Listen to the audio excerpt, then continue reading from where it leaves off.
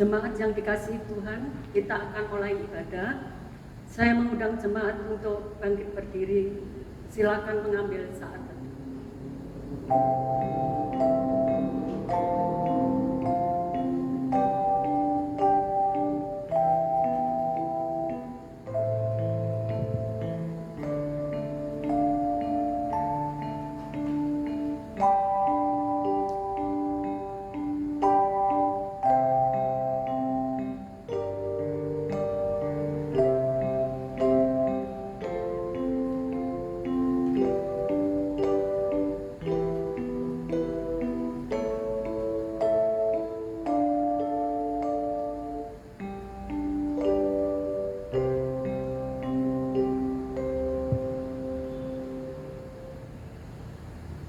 Salam sejahtera bagi kita semua. Arahkanlah hatimu kepada Tuhan dan beribadahlah kepadanya dengan sikap penyembahan. Ibadah GKT Nazaret Postei Aletheia dimulai dalam nama Allah Bapa, Allah Anak, dan Allah Roh Kudus. Amin. Kasih karunia dan damai sejahtera dari Allah Bapa kita dan dari Tuhan Yesus Kristus menyertai kita sekalian. Jemaat dipersilakan duduk. Nama Yesus, nama termulia. Hanya nama Yesus yang layak dipuji dan disembah. Mari kita pujikan PPR 14, nama Yesus termulia.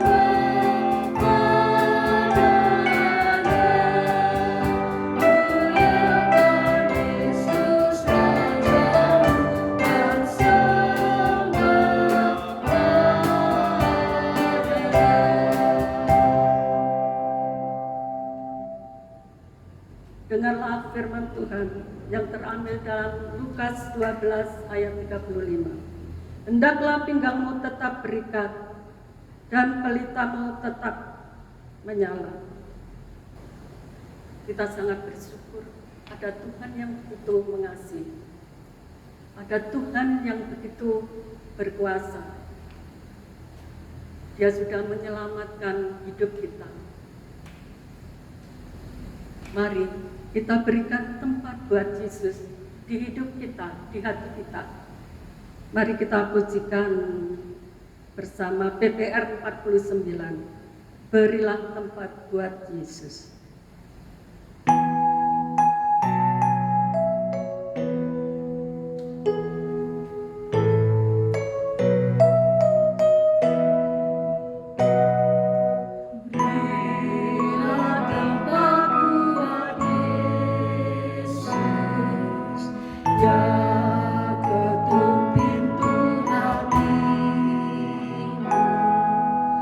Yang mohon dengan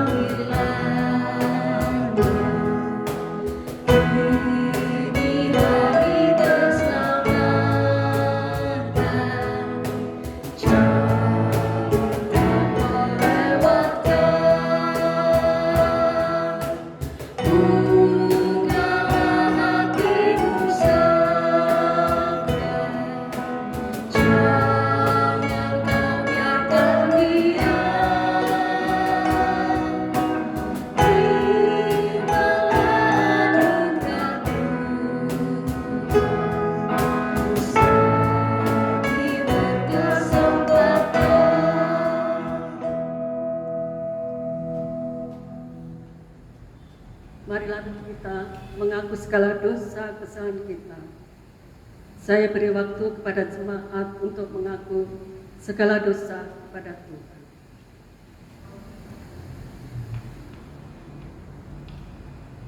Tuhan yang penuh rahmat dan maha mengasihi, dengan segala kerendahan hati, kami mengaku telah berbuat dosa dan salah, mendukakan hati Tuhan dengan tidak taat, dan menyakiti sesama kami melalui pikiran, perkataan, perbuatan, maupun dalam kegagalan kami untuk berbuat baik. Ya Tuhan, Padamu ada kasih sayang dan keampunan.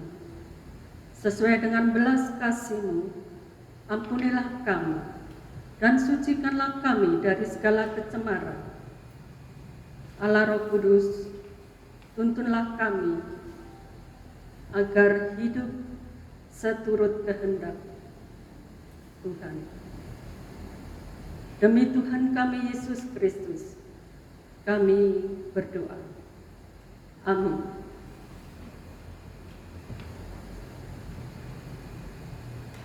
Saya undang jemaat untuk bangkit berdiri. Berdasarkan kasih karunia Allah dalam Tuhan kita Yesus Kristus, saya sampaikan berita pengampunan dosa kepada tiap-tiap orang yang mengaku dengan tulus dan ikhlas, sebagaimana janji Allah dalam firman-Nya. Roma 4 ayat 7. Berbahagialah orang yang diampuni pelanggaran-pelanggarannya dan yang ditutupi dosa-dosanya. Oleh sebab itu, biarlah kita juga diperdamaikan dengan sesama dan kepada Tuhan, serta turut bagian dalam damai sejahtera Tuhan kita, Yesus Kristus. Kita akan melanjutkan petunjuk hidup baru. Marilah kita dengarkan petunjuk hidup baru sebagaimana tertulis. Matius 24 ayat 42. Karena itu berjaga-jagalah, sebab kamu tidak tahu pada hari mana Tuhanmu datang. Karena itu berjaga-jagalah, sebab kamu tidak tahu pada hari mana Tuhanmu datang. Amin. Jemaat dipersilakan duduk. Dalam hal berjaga-jagalah seperti dikatakan dalam ayat tersebut, tantangan pasti kita jumpai, tapi jangan itu membuat kita jatuh. Tuhan menghendaki agar kita selalu dalam kondisi siap sedia dan berjaga-jaga dalam menanti kedatangan Kristus yang kedua kali. Mari kita gunakan waktu yang singkat ini untuk bekerja dan berkarya bagi Tuhan. Apapun tugas dan panggilan kita, biarlah kita bekerjakan itu dengan setia. Walaupun kita di tengah situasi seperti saat ini, ada Tuhan Yesus yang selalu menopang dan begitu mengasihi kita. Kita pujikan, tiada yang seperti itu.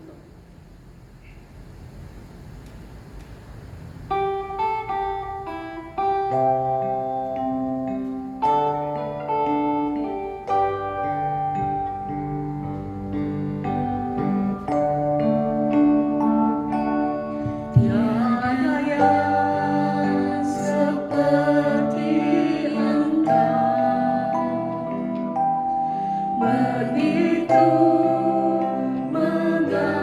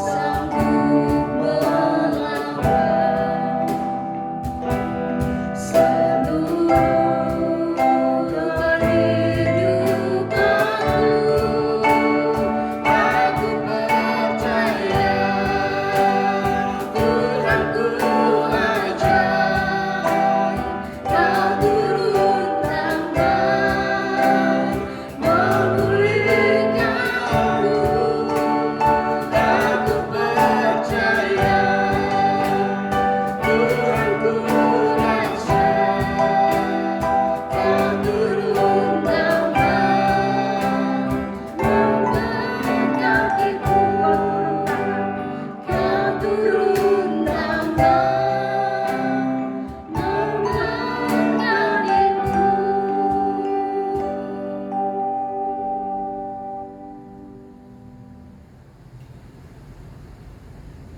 undang jemaat untuk bangkit berdiri. Mari bersama dengan umat kudus Allah sepanjang abad, marilah kita ikrarkan pengakuan iman rasuli yang berbunyi demikian. Aku percaya kepada Allah, Bapa yang Maha Kuasa, Khalik langit dan bumi, dan kepada Yesus Kristus, Anaknya yang tunggal Tuhan kita, yang dikandung dari Roh Kudus, lahir dari anak darah Maria, dan menderita sengsara di bawah pemerintahan Pontius Pilatus, disalibkan, mati, dan dikuburkan, turun ke dalam kerajaan maut. Pada hari yang ketiga, bangkit pula dari antara orang mati, naik ke surga, duduk di sebelah kanan Allah, Bapa yang Maha Kuasa. Dan dari sana ia akan datang untuk menghakimi orang yang hidup dan yang mati. Aku percaya kepada Roh Kudus, gereja yang kudus dan am, persekutuan orang kudus, pengampunan dosa, kebangkitan tubuh, dan hidup yang kekal. Amin. Jemaat dipersilakan duduk kembali. Mari kita berdoa syafaat. Pertama, kita doakan hamba Tuhan, khususnya di GKT dan Pos-PI Alitia. Juga berdoa bagi jemaat di dalam pergumulan jemaat, baik itu sakit, pergumulan dalam ekonomi, pekerjaan. Kiranya Tuhan memulihkan akan perekonomian jemaat Tuhan. Yang ketiga, tetap mari kita berdoa untuk pemerintah yang mana saat ini berupaya untuk menghentikan akan penyebaran virus corona. Mari kita berdoa, kita satu dalam doa untuk ketiga pokok doa ini. Ya Tuhan, Engkau Allah yang baik bagi kami. Engkau Allah yang penuh kuasa. Ya Tuhan, beri hikmat bagi para hamba Tuhan di tengah-tengah kesulitan karena pandemi ini, dalam mengembalakan jemaat, dan mereka tetap bijak untuk melayani dan memberitakan Injil, sehingga banyak jiwa-jiwa baru boleh diselamatkan. Kami juga berdoa bagi jemaat. Engkau mengetahui apa yang digumulkan jemaat pada saat ini, Tuhan. Kami menyerahkan pergumulan jemaat yang sakit, Tuhan sembuhkan. Yang kehilangan pekerjaan, kiranya Tuhan berikan pekerjaan.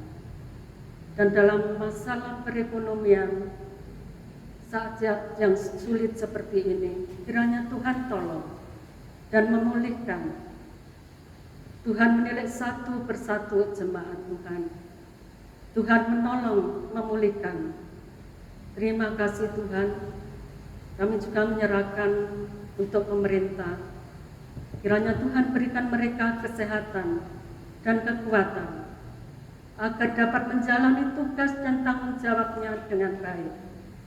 Dalam mereka menyediakan kebutuhan negeri kami untuk memerangi pandemi ini. Tuhan menolong mereka untuk bisa menyediakan pemeriksaan, menyediakan kesehatan, alat-alat untuk kesehatan yang dibutuhkan. Dan kiranya Tuhan menyadarkan kita semua untuk mendukung upaya pemerintah dalam memutus mata rantai penyebaran COVID-19 ini dengan mematuhi protokol kesehatan. dengan memakai masker, dengan menjaga jarak, dengan mencuci tangan. Inilah Tuhan ikhtiar kami untuk memutus mata rantai penyebaran COVID ini. Terima kasih Tuhan, kami menyerahkan para petugas kesehatan di garda depan. Kiranya Tuhan jagai mereka agar tetap aman dan sehat dan menolong mereka untuk memiliki pengertian tentang penanganan wabah ini. Dan mereka tetap berpikiran jernih di tengah kepanikan di sekitarnya. Dan Tuhan melindungi keluarga mereka, dijauhkan dari segala macam penyakit. Inilah doa syafaat kami Tuhan. Hanya di dalam nama Tuhan Yesus kami naikkan doa ini. Amin. Tiba saatnya kita akan mendengarkan firman Tuhan. Mari kita pujikan Selidiki Aku.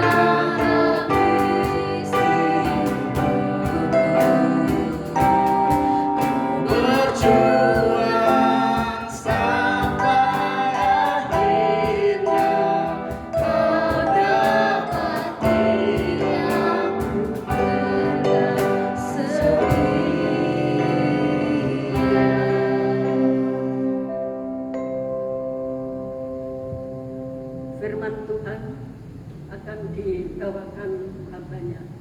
Waktu kami persilakan.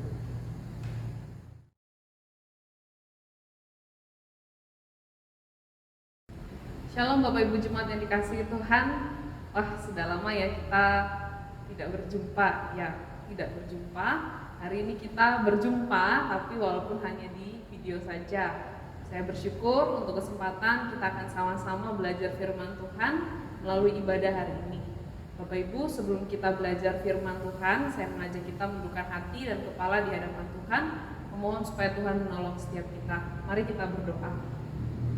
Ya Tuhan yang baik, terima kasih untuk kesempatan hari ini kami boleh beribadah, dan terlebih khusus kami akan belajar firman Tuhan.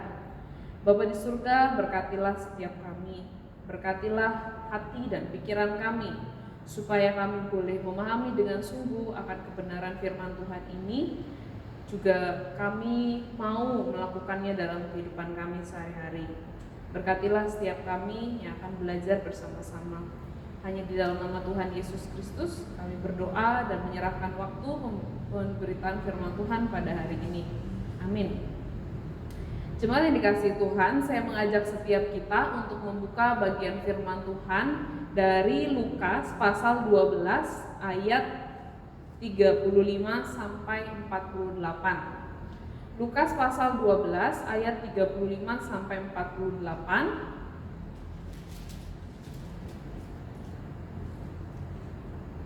Jika sudah mendapatkannya, saya mengajak kita untuk melihat terlebih dahulu ayat ke-35. Karena hari ini ayatnya cukup panjang, maka nanti sambil berjalannya kita akan belajar sama-sama. Kita juga akan sambil baca bagian-bagian, kita bahas per bagian.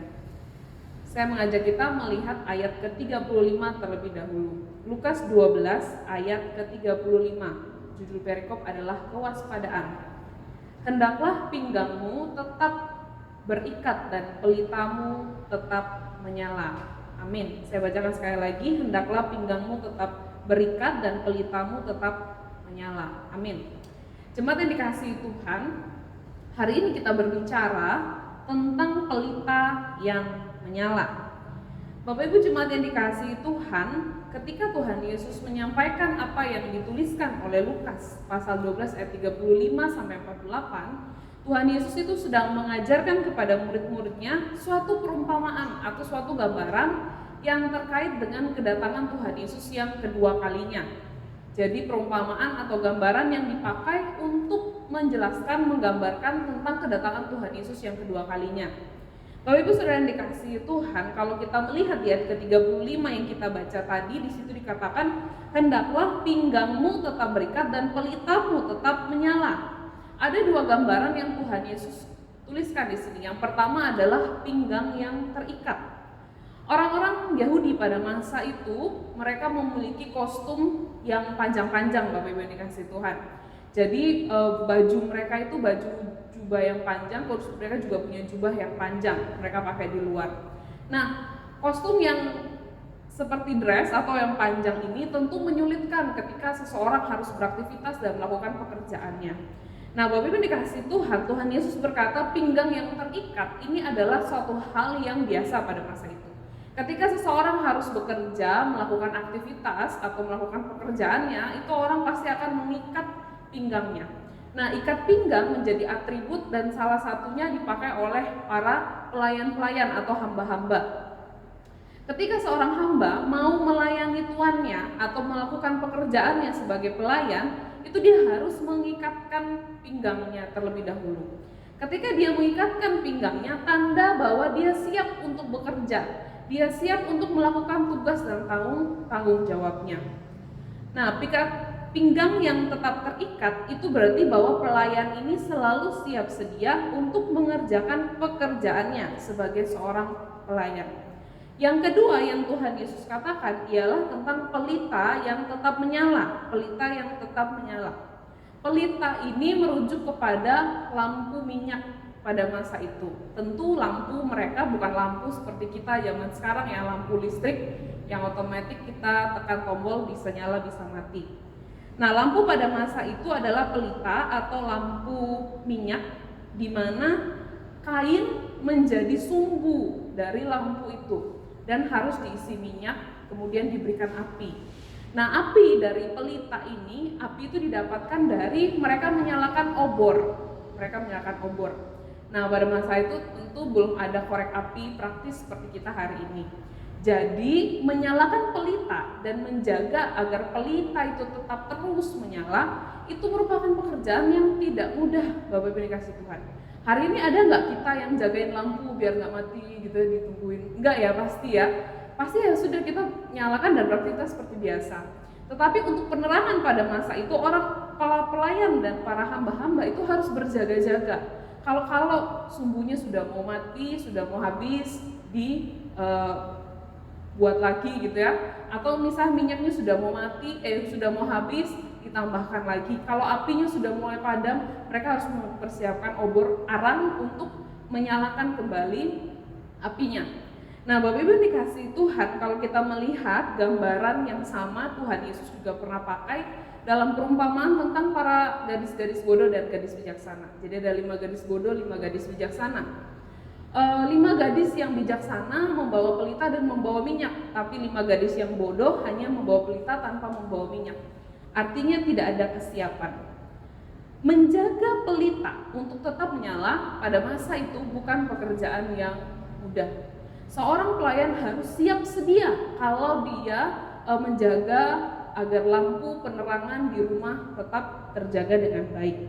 Jika apinya mati, harus segera dinyalakan. Jika sumbunya sudah mulai habis, harus segera ditambahkan. Jika minyaknya habis, harus segera ditambahkan. Nah, Bapak Ibu dikasih Tuhan, kedua gambaran ini ketika Tuhan Yesus berkata tentang pinggang yang terikat dan pelita yang tetap bernyala, apa yang Tuhan Yesus sampaikan adalah tentang kesiapsediaan seorang pelayan. Jadi Tuhan Yesus berkata menggambarkan dengan kesiapsediaan seorang pelayan. Di ayat ke-36 sampai 38, mari kita baca. Di situ bunyi firman Tuhan seperti demikian, 36. Dan hendaklah kamu sama seperti orang-orang yang menanti-nantikan tuannya yang pulang dari perkawinan, supaya jika ia datang dan mengetok pintu, segera dibuka pintu baginya. Berbahagialah hamba-hamba yang didapati tuannya berjaga-jaga ketika ia datang.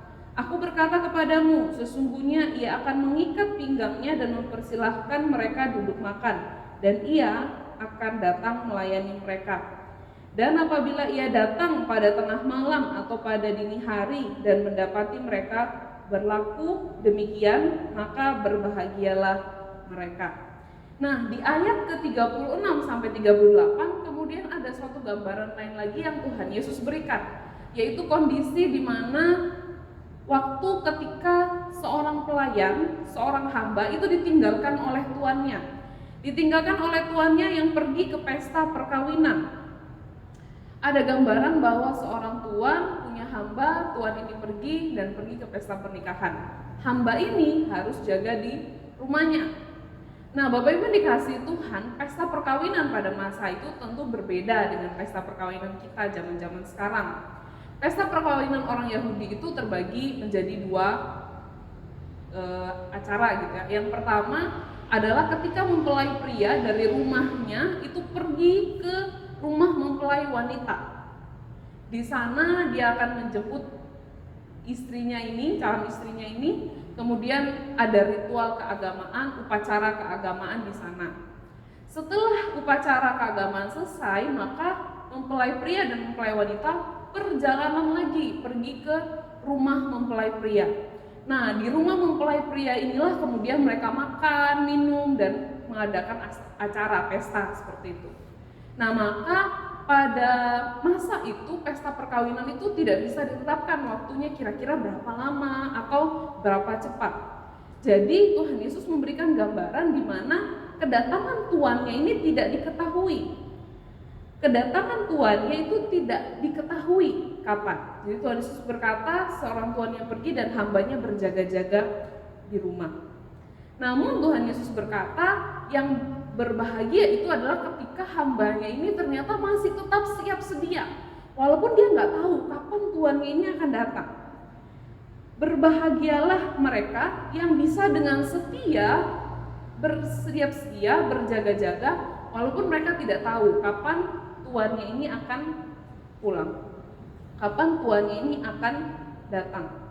Nah, jemaat yang dikasihi Tuhan, lalu di ayat ke-39 dikatakan, tetapi ketahuilah ini, jika tuan rumah tahu pukul berapa pencuri akan datang, ia tidak akan membiarkan rumahnya dibongkar. Ada perubahan cerita atau perubahan gambaran di sini. Yang sebelumnya Tuhan Yesus menggambarkan tentang tuan rumah dan hamba, tuan yang pergi ke pesta. Lalu di ayat ke-39 ini Tuhan Yesus kembali memberikan suatu gambaran yang lain, yaitu tentang tuan rumah dan pencuri. Tuan rumah dan pencuri. Tuhan Yesus berkata, kalau seorang tuan rumah tahu nih pencuri datang jam berapa, pencuri akan tiba jam berapa, kira-kira apakah tuan rumah ini akan membiarkan rumahnya dibongkar? Tentu tidak. Dia akan berjaga-jaga dan bersiap sedia. Nah, Bapak Ibu yang dikasihi Tuhan, gambaran kedatangan seperti seorang pencuri di dalam perjanjian baru itu seringkali dipakai untuk menggambarkan kedatangan Tuhan Yesus. Di dalam 1 Tesalonika 5 ayat 1 sampai 2, 1 Petrus 3 ayat 10 dan beberapa ayat di Wahyu, itu kedatangan kedua kali Tuhan Yesus itu sering digambarkan seperti datangnya seorang pencuri. Waktunya tidak diketahui, tidak bisa ditebak. Pada ayat ini, di kedua gambaran yang Tuhan Yesus pakai, apa yang sebenarnya Tuhan Yesus ingin ajarkan? Tuhan Yesus mengajarkan kepada murid-muridnya bahwa kedatangan Tuhan yang kedua kalinya itu yang pertama, tidak ada yang tahu kapan waktunya. Tidak ada yang tahu kapan waktu yang pasti kedatangan Tuhan Yesus ini. Lalu yang kedua, apa yang bisa dilakukan oleh murid-murid Tuhan Yesus? Yaitu bersiap sedia dan selalu berjaga-jaga. Selalu siap sedia dan selalu berjaga-jaga. Sebagaimana seorang hamba yang ketika ditinggalkan tuannya pergi ke pesta, dia bersiap sedia. Dia nggak tinggal tidur, dia nggak pergi tinggal main-main ke tempat lain, tapi dia siap. Dia membiarkan pinggangnya tetap terikat, menggambarkan bahwa dia siap untuk bekerja, dia tetap bekerja, lalu menjaga agar pelita penerangan itu tetap menyala, bukan dimatikan karena masih menunggu tuannya pulang. Jadi Tuhan Yesus pada bagian ini mengajarkan kepada setiap kita juga bahwa kedatangan Tuhan Yesus yang kedua kalinya itu bersifat apa? Bersifat tidak ada yang tahu sama sekali kapan waktu yang pasti ia akan datang. Maka Bapak Ibu yang dikasihi Tuhan, kita perlu berhati-hati kalau ada hamba Tuhan atau pemimpin agama atau orang-orang yang berkata, "Oh, Tuhan kasih tahu saya kapan dia akan datang. Tanggal sekian, bulan sekian, tahun sekian, jam sekian, Yesus akan datang lagi." Wah, kita harus hati-hati ya. Karena firman Tuhan dengan sangat jelas berkata, tidak ada satu orang pun yang tahu. Saya mengajak kita melihat satu bagian firman Tuhan dari Matius pasal ke-24 ayat 36. Matius 24 ayat 36. Bunyi firman Tuhan seperti demikian. Tetapi tentang hari dan saat itu tidak seorang pun yang tahu, yaitu ya, tentang hari dan saat itu, yaitu tentang kedatangan Tuhan Yesus. Kalau kita membaca ayat-ayat sebelumnya, dikatakan tidak seorang pun yang tahu, malaikat-malaikat di sorga tidak, dan anak pun tidak, hanya Bapa sendiri. Siapa yang tahu kapan kedatangan Kristus? Hanya Bapa. Jadi kalau misalnya kita dengar pengajaran, orang-orang mulai mengajarkan tentang, oh saya dapat penglihatan, saya dapat mimpi, saya dapat ini dan itu, Tuhan Yesus akan datang pada waktu yang spesifik, maka kita tahu bahwa kita harus berhati-hati ya Bapak Ibu. Namun apa yang dapat kita lakukan? Tuhan Yesus tidak berkata, oh udah kamu nggak tahu, ya udah nggak usah ambil pusing, bodoh amat. Enggak Bapak Ibu ya. Jadi di ayat 40 Tuhan Yesus kembali memberikan penekanan untuk seperti ayat 35. Tuhan Yesus berkata apa di ayat 40? Hendaklah kamu juga siap sedia, karena anak manusia datang pada saat yang tidak kamu sangkakan. Kita tidak bisa menyangka waktunya kapan, tapi kita bisa bersiap sedia. Kita bisa menjadi hamba yang siap sedia. Nah, Bapak Ibu yang dikasihi Tuhan, kemudian di ayat 41, di situ ada Petrus yang bertanya kepada Tuhan Yesus. Di ayat 41 kata Petrus, Tuhan, kamikah yang engkau maksudkan dengan perumpamaan itu, atau juga semua orang? Tuhan, kamikah? Kami pada bagian ini adalah murid-murid Tuhan Yesus, jadi benar-benar pengikut Tuhan Yesus yang setia. Ataukah semua orang? Semua orang ini adalah halayak ramai yang seringkali ya bisa datang dengerin Tuhan Yesus, tapi juga bisa tidak. Orang-orang yang secara random datang saja untuk dengar Tuhan Yesus. Jadi Tuhan Yesus tuh punya lingkaran, ada yang benar-benar murid-muridnya, tapi ada juga orang-orang yang sebagai pendengarnya saja. Nah, Petrus ini bertanya, Tuhan, perumpamaan ini tuh untuk siapa? Untuk kami, para murid-muridmu, atau untuk semua orang, siapa saja yang mendengar ini? Nah, apa yang Tuhan Yesus katakan? Jawabannya ada di 42 sampai 48. Di ayat 42 Tuhan Yesus menjawab, jadi siapa pengurus rumah yang setia, bijaksana, yang diangkat oleh tuannya menjadi kepala atas semua hambanya untuk memberi makan kepada mereka pada waktunya? Jadi Petrus nanya, tapi Tuhan Yesus balik nanya lagi. Tetapi dalam pertanyaannya Tuhan Yesus itu sebenarnya Petrus harusnya sudah tahu jawabannya. Petrus nanya, Tuhan, ini perumpamaan untuk siapa sih? Tuhan Yesus tanya, siapa nih hamba yang setia, hamba yang bijaksana, yang bisa diangkat oleh tuannya untuk bertanggung jawab atas rumahnya, atas banyak hamba yang lain. Nah, kalau kita melihat dari ayat ini, sebenarnya Tuhan Yesus menspesifikasikan, jadi dibuat lebih spesifik lagi. Siapa sih yang Tuhan Yesus maksudkan di sini untuk menjadi hamba yang setia? Yaitu murid-murid Tuhan Yesus.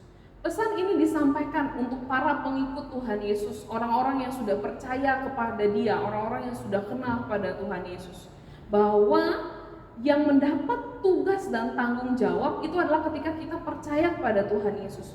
Kita mendapatkan tugas dan tanggung jawab untuk selalu bersiap sedia kapanpun Tuhan itu datang.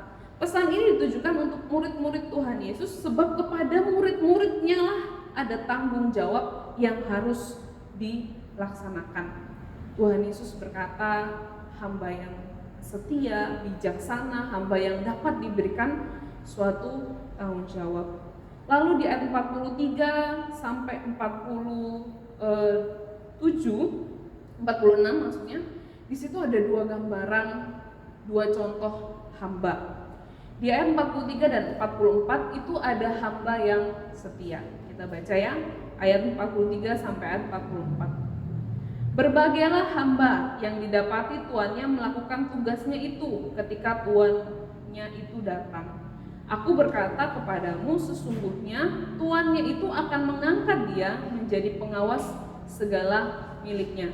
Jadi di ayat ke-43 dan 44 itu ada gambaran tentang hamba yang setia.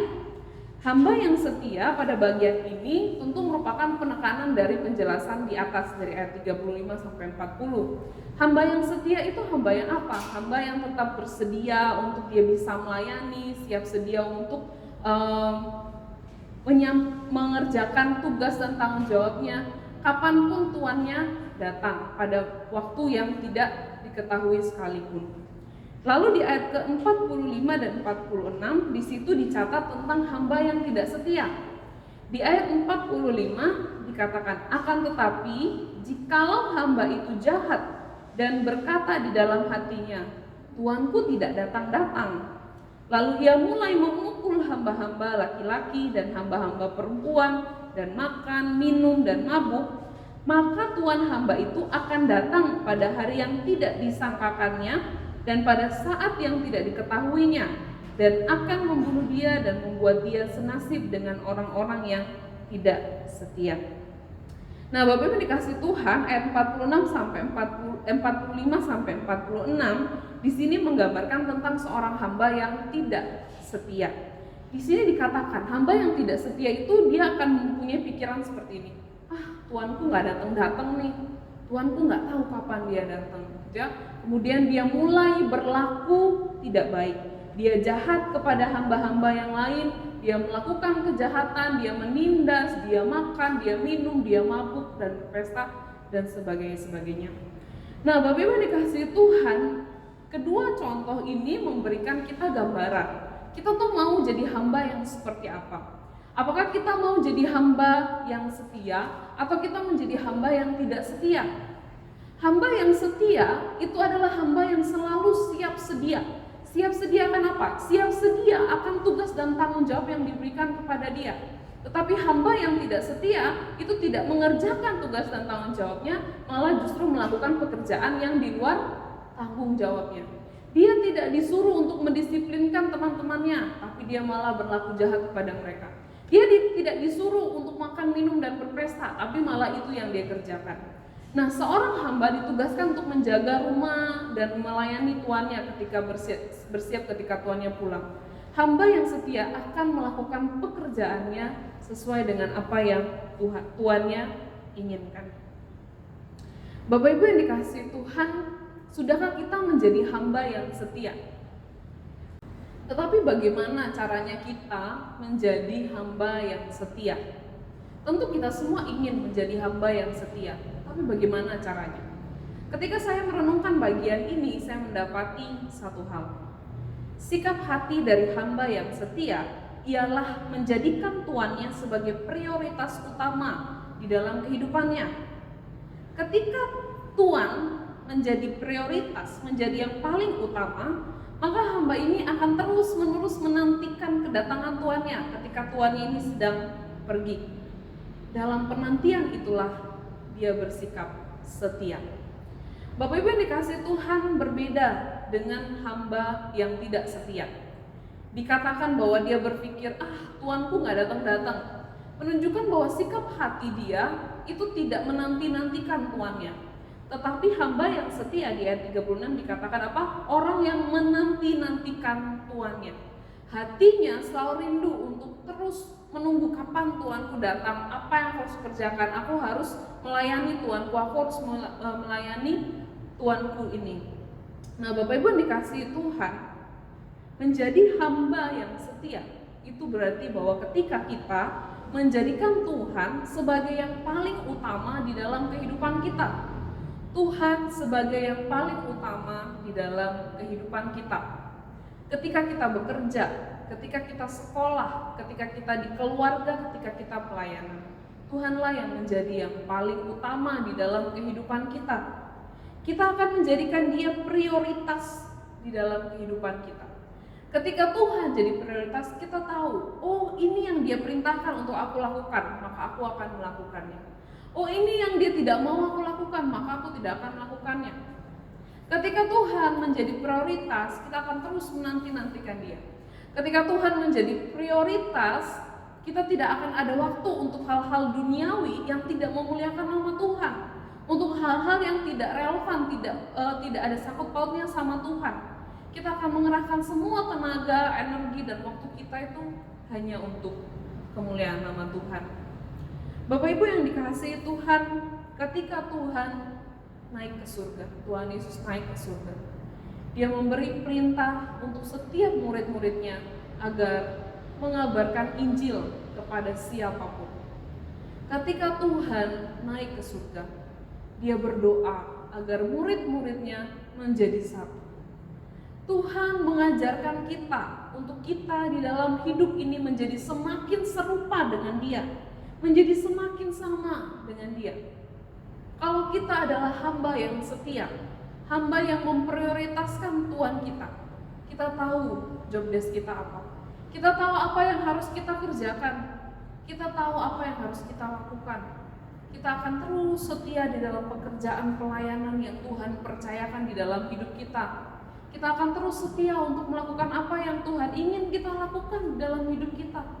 Kita bukan menjadi hamba yang berleha-leha dan berpikir, Tuhan belum datang, Yesus belum datang, ya sudah, saya main seks aja, saya berjudi saja, saya dengan hal-hal duniawi saja, Tuhanku belum datang, saya mau melakukan apa yang menyenangkan saya saja. Tidak, Bapak Ibu. Tapi hamba yang setia tahu pekerjaannya dan tuannya adalah prioritas, maka dia selalu siap sedia. Dia selalu mengerjakan apa yang tuannya ingin untuk dia kerjakan di dalam kehidupannya. Bapak Ibu yang dikasihi Tuhan, sebagai penutup di ayat 47 dan 48, Tuhan Yesus berkata, "Adapun hamba yang tahu akan kehendak tuannya hamba yang tahu akan kehendak tuannya, tetapi tidak mengadakan persiapan atau tidak melakukan apa yang dikehendaki tuannya, ia akan menerima banyak pukulan. Tetapi barang siapa tidak tahu akan kehendak tuannya dan melakukan apa yang harus mendatangkan pukulan, ia akan menerima sedikit pukulan. Tuhan Yesus berkata, setiap orang yang kepadanya banyak diberi, daripadanya akan banyak dituntut. Dan kepada siapa yang banyak dipercayakan, daripadanya akan lebih banyak lagi dituntut. Tuhan Yesus mengingatkan kita, murid-muridnya, bahwa kepada kita, ketika kita dipercayakan sesuatu, kita juga dituntut sesuatu. Setiap minggu kita belajar firman Tuhan, setiap Rabu kita mendengarkan firman melalui persekutuan doa, setiap hari kita mendapatkan renungan. Semakin kita tahu dan semakin kita belajar, semakin kita mengerti apa yang Tuhan ingin kita lakukan dan tidak boleh kita lakukan. Disitulah kita dituntut. Kita harus semakin melakukan apa yang benar. Kita harus semakin bergerak seturut dengan pengetahuan kita. Bukan hanya kita mengisi pengetahuan, tahu yang baik dan jahat, tapi kita tidak lakukan. Tuhan berkata, kalau ada orang yang sudah tahu benar, sudah tahu salah, tapi tetap melakukan yang salah, dia menerima banyak pukulan. Tapi ada orang yang tidak tahu bahwa itu salah, dia melakukan, dia juga menerima pukulan, tapi lebih sedikit. Artinya ketika kita mendapat pengetahuan, kita juga mendapatkan tanggung jawab. Bapak Ibu jemaat yang dikasihi Tuhan, mari hiduplah bertanggung jawab dengan kebenaran yang sudah kita terima sampai hari ini. Jadilah hamba yang setia, yang terus menanti-nantikan kapan Tuhan kita akan datang. Kita bersiap sedia karena Dia datang tanpa kita sangka-sangka. Dia datang tanpa kita tahu waktunya. Apa yang dapat kita lakukan? Bersiap sedia kapanpun, bersiap sedia setiap saat. Mari kita berdoa. Ya Tuhan Yesus, terima kasih Tuhan untuk kebenaran firman Tuhan hari ini. Tuhan, kami kembali diingatkan bahwa hidup kami di dunia ini adalah untuk menjalankan tugas dan tanggung jawab daripada Tuhan saja. Sebagai hamba-hambamu, sebagai pengikutmu, sebagai murid-muridmu, biarlah hati kami memprioritaskan Engkau, sehingga apa yang kami kerjakan adalah untuk kemuliaan nama Tuhan semata. Tuhan, jadikanlah kami hamba-hamba yang setia, yang menanti-nantikan Tuhan kami datang, menanti dalam kesiapsediaan, karena kami tidak tahu kapan waktu yang pasti Engkau akan datang. Biarlah ketika Engkau datang kembali, Engkau mendapati kami setia, Engkau mendapati kami siap, karena kami setia untuk melakukan pekerjaan yang Engkau percayakan. Berkatilah setiap hamba-Mu, anak-anak-Mu yang sudah mendengarkan firman Tuhan hari ini. Biarlah setiap kami diperlengkapi dan ditolong untuk menjadi hamba yang setia di hadapan Tuhan. Terima kasih Tuhan, terima kasih. Di dalam nama Tuhan Yesus Kristus kami berdoa. Amin.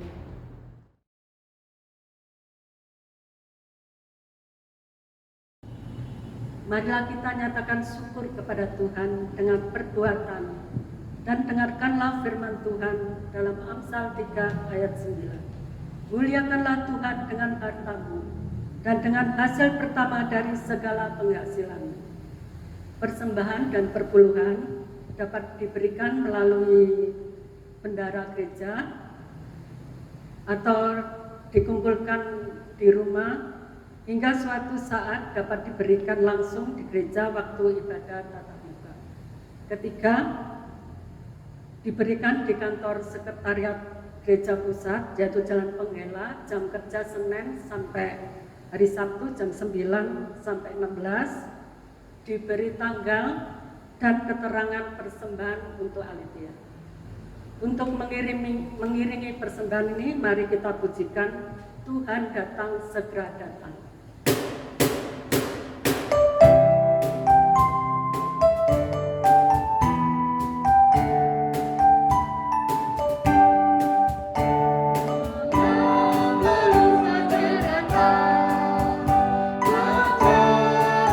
Yang mulia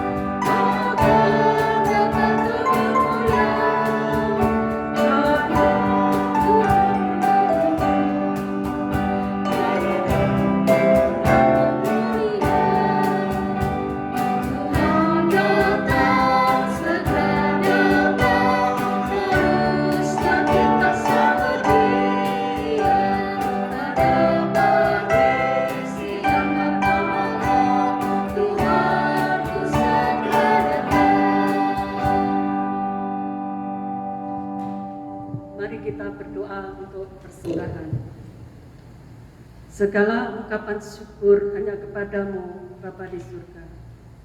Karena kasih karunia dan berkat yang boleh kami terima, saat ini kami hendak memberikan persembahan.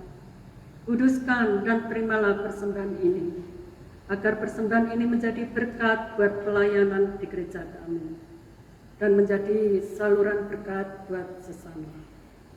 Ajarkan kami untuk terus mengucap syukur dalam segala hal. Tuhan, berikan hikmat bagi para majelis dan pengurus untuk mengelola persembahan ini. Hanya di dalam nama Tuhan Yesus Kristus kami naikkan doa dan ucapan syukur kami. Amin. Saya undang jemaat untuk bangkit berdiri. Segala kemuliaan hanya bagi Allah. Mari kita pujikan doksologi.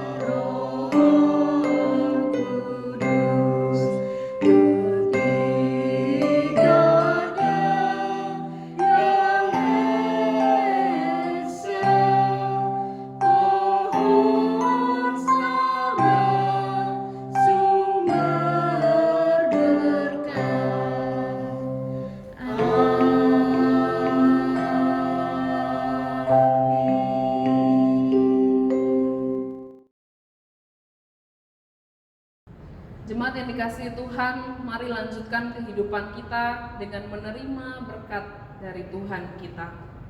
Terimalah berkat dari Tuhan. Tuhan memberkati kita dan melindungi kita. Tuhan menyinari kita dengan wajah-Nya dan memberi kita kasih karunia-Nya. Tuhan menghadapkan wajah-Nya kepada kita dan memberi kita damai sejahtera, serta memampukan kita menjadi hamba-hambanya yang setia hingga Maranatha. Amin.